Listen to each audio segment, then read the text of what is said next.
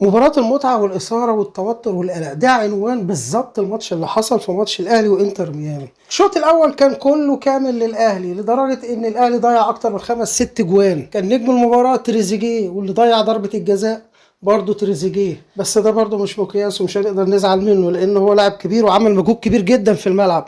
شوط كامل شوط كامل التاني لإنتر ميامي، ميسي عمل كل فنون الكورة. والشناوي يا جماعة بعد المباراة دي يستاهل نقول إنه هو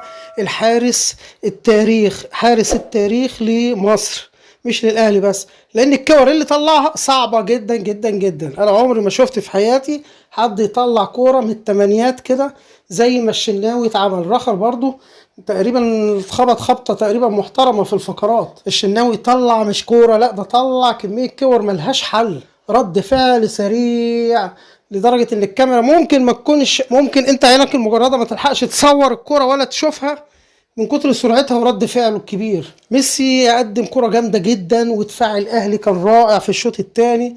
ياسر ابراهيم عمل مباراة كبيرة جدا جدا جدا.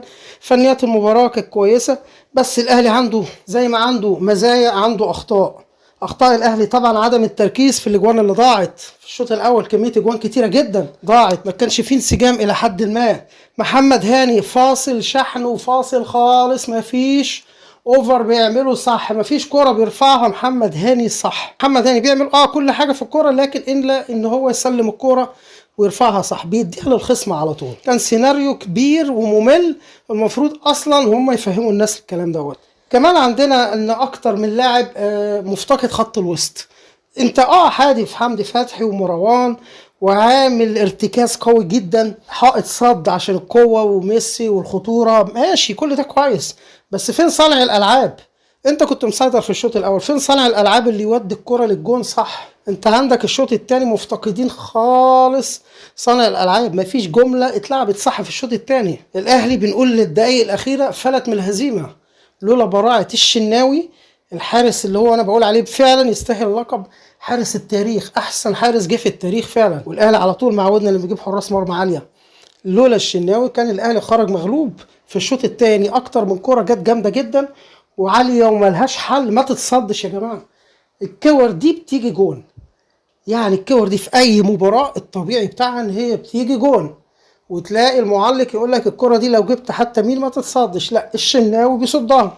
المدرب تغييراته متاخره، وبعدين ازاي يكون عندك نجم زي بن شرقي وما يلعبش اصلا في المباراه، وانت شايف المباراه فيها فنيات وفيها مهارات؟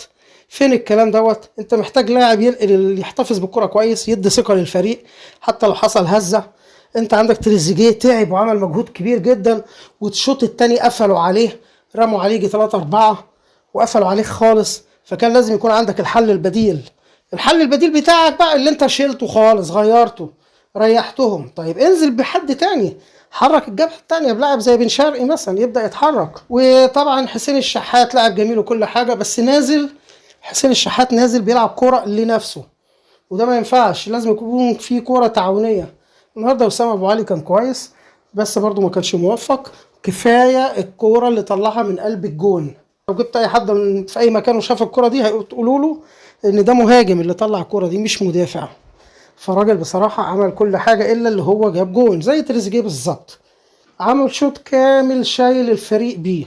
بس برضو فنيات المباراه النهارده، ريبيرو كان بيحاول يجرب اسلوب وطريقه لعب جديده، ان هو ما يلعبش باك يمين صريح على اساس ان طبعا امام عاشور يحدف ناحيه اليمين، وكانت المفاجاه ان امام اتكسر، ودي فرقت معاه جدا. امام عاشور دايما بنقول اللي هو شايل الفريق الفتره اللي فاتت دي كلها، فبرضه هو ممكن يكون بوظ له الخطه بتاعته. طب انت البديل بتاعك ايه؟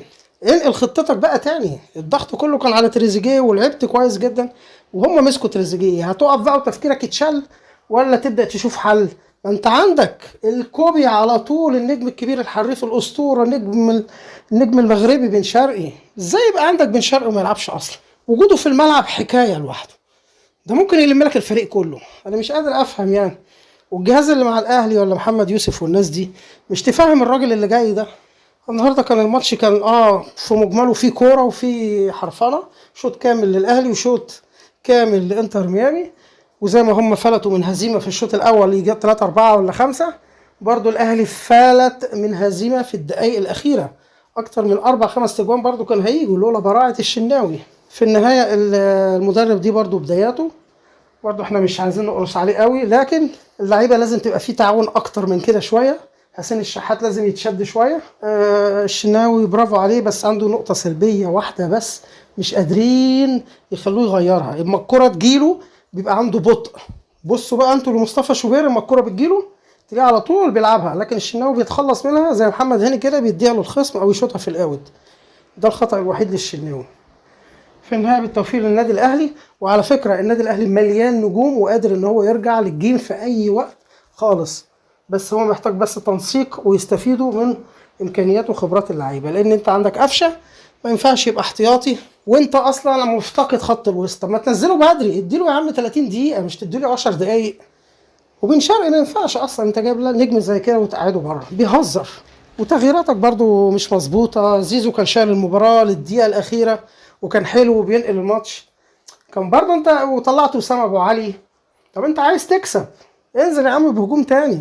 في النهايه بالتوفيق للنادي الاهلي، لكن في اخطاء بسيطه وعدم تنظيم شويه في خط الدفاع، وبرضه احنا هنعذر النادي الاهلي، لكن الثقه كبيره من جماهير النادي الاهلي في اللعيبه وفي الفريق، لان الفريق مليان كوادر وحريفه، وكلنا مبسوطين جدا بالتيم دوت، لان الفريق ده ان شاء الله هياخد بطولات، اي بطوله هتجيله هياخدها ان شاء الله.